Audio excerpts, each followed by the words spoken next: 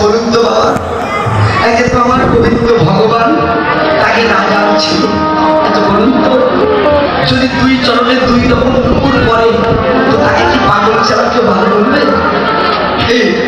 অথচ আমার গোবিন্দ দুই চরণে দুই রকম নূপুর পড়েছেন।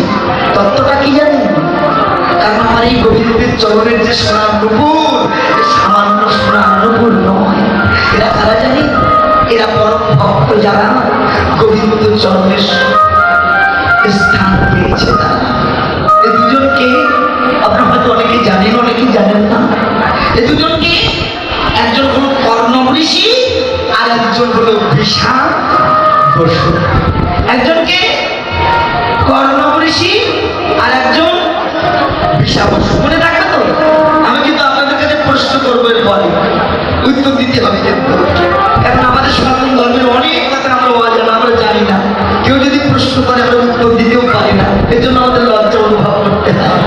গোবিন্দের চরণের তলা থেকে একেবারে মাথা অব্দি যত আভূষণ আছে, যে অঙ্গ প্রত্যঙ্গ এক একটা তত্ত্ব বিরাজ করে, আমরা উপলব্ধি করতে পারি না সবাই। তাহলে একজন হলো কর্ণব ঋষি, একজন হলো বিষা বসু।